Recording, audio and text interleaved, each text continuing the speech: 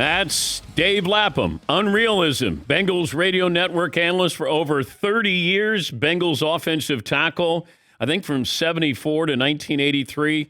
He was on the 81 AFC championship team that beat the Chargers, lost the Super Bowl to the 49ers. He'll be on the call. The Bengals and the Chiefs at Arrowhead, kickoff at 3 Eastern, and Dave joins us once again. Dave, how's morale in Cincinnati? Man, I'll tell you, Dan, the city is off the hook. I mean, they are going crazy. I remember, playing in Super Bowl 16, the 81-82 season.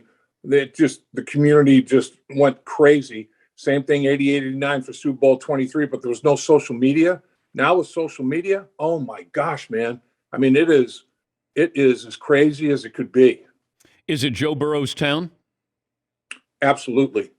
Absolutely. I mean, Joe Burrow is the straw that stirs the drink. There is no question about that. And, the thing about him, Dan, unbelievable player, obviously. He's got all these physical talents, but his mental and physical toughness is something that the team's kind of rallying around. I mean, he gets sacked 9 times, never cussed out any teammates, just gets up, goes on to the next play. If it's a third down, he goes off the field, sits on the bench, grabs his computer, puts on his headset. Okay, coaches, let's forget about that. How do we get better? What do we do the next series? Unrattleable. I mean, just totally composed. He never flinches. I mean, I've seen the great Tom Brady sack himself after getting hit a few times, kind of cover up a little bit. Joe Burrow, that's not in his DNA, and it motivates and inspires his teammates. There's no doubt. When did you realize that maybe there was something special about this team?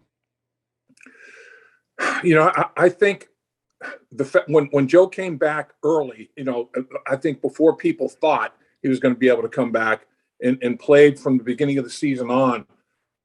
Early in training camp, Dan, he was having some claustrophobia issues, after having that knee ripped and have to be reconstructed when he got hit and sacked in Washington against the Redskins. Wait, explain that claustrophobia. Are you talking about in the pocket? Because exactly. Of the surgery?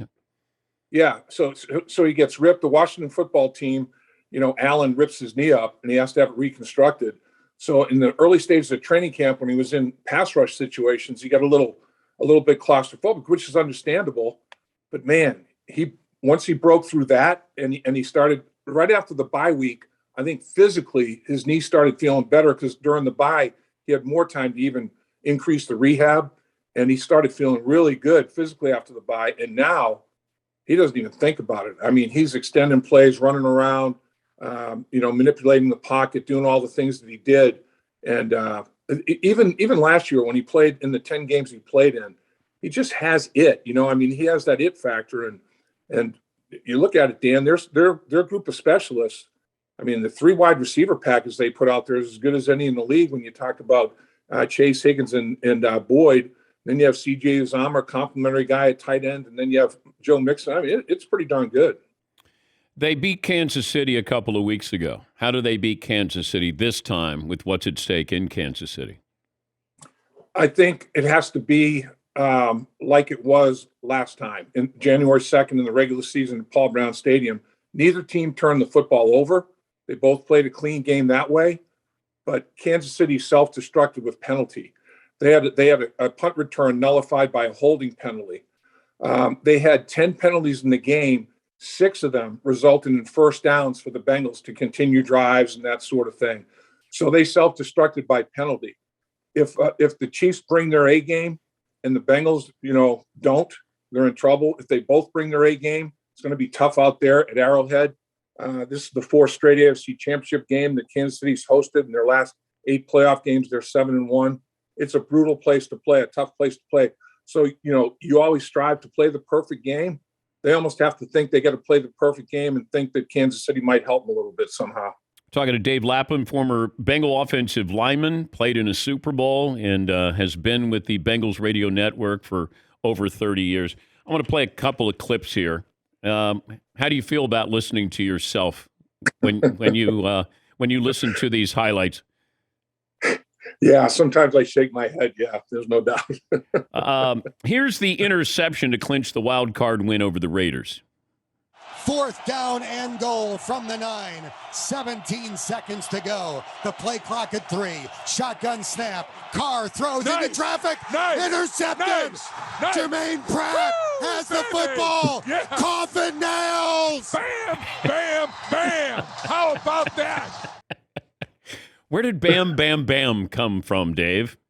Yeah, well, we just started whenever there was a play that we felt was going to be the clincher for the game, determine the game in the Bengals' favor. We started this little deal where, Dan would say coffin nails, and I would just finalize it with bam, bam, bam, put those coffin nails in the coffin.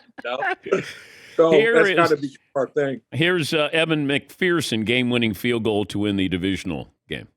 Clark Harris will snap it back to Kevin Huber for the win. The snap, the put down, the swing of the right leg. Yeah, baby. It's on its way. Yeah, baby. It is good. Yeah. Coffin nails. Bam, bam, bam. That is unbelievable. 54 and 52 at the gun.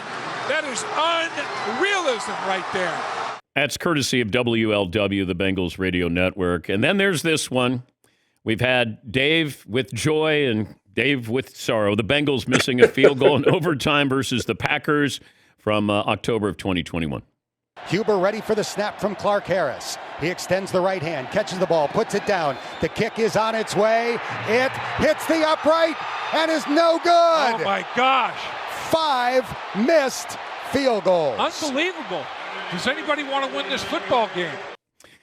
Did anybody ever teach you about radio, how to do this?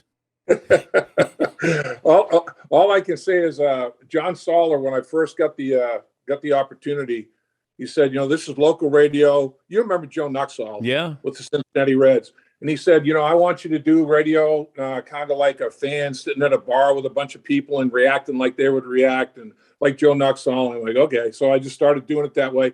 Now, I've done network games for NFL and college football, and obviously it's a different dynamic, but that's what John Soller wanted when I started doing local radio with the Cincinnati Bengals. What do you make of that? Remember about that Super Bowl that you played in? That we helped them. They were good enough to beat us, and we turned it over 4 times, and we had a goal line stand against us. They only turned it over once. So in my mind, that goal line stand is equivalent to a turnover. It was a possession that didn't end with a kick, a punt, extra point, or field goal. So we had 5 of those. They had 1. We went -4, and we lost by 5 points. I mean, if we don't beat ourselves and put ourselves on our schedule, we might have a better shot. They were plenty good enough to beat us without us helping them, and we helped them a ton. Did you realize Montana was Montana back then? Knew that he had something special, and I think Joe Burrow and Montana are very similar in that, both don't have howitzers hanging off of their right shoulder, but they're plenty good enough, plenty of arm strength to make every throw, unbelievably accurate, can put it in a porthole, not a window, a porthole even. And then they can extend and create, get out of pocket. When Joe Burrow threw that touchdown pass to Tyler Boyd in Cincinnati in the playoffs, I thought right back to Joe Montana to Dwight Clark. Joe Montana out of pocket, 4 gone out of bounds, throw it to the back line of the end zone. Dwight Clark coming across the end zone. Tyler Boyd was going the other way, but it was the same type of dynamic. And both highly intelligent quarterbacks, tremendous football IQ. They have, just great leadership qualities, both tough as nails. I think there's a lot of similarities between those 2 guys. I think you should change the spelling of your name. It should be Dave, Lapbam. Lap bam, lap bam, lap bam. Just, maybe just for the football season, Dave. I don't know. Check with your family, but I'll tell you, you are a marketing guru, man. Thank you. That's darn good. You're fast. Have fun this weekend, Dave. Great to catch up with you again. And Who Day. Who Day, Dan. And I'll tell you, you got a ton of fans everywhere. But as you know, in Southwest Ohio, you are the man. Thank you, buddy. That's not officially the man, just letting people know. Unofficially, Dave Lapham.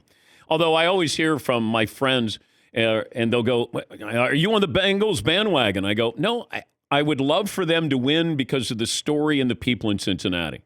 But that's not the business I'm in anymore. I'm not able to be a fan and do my job correctly."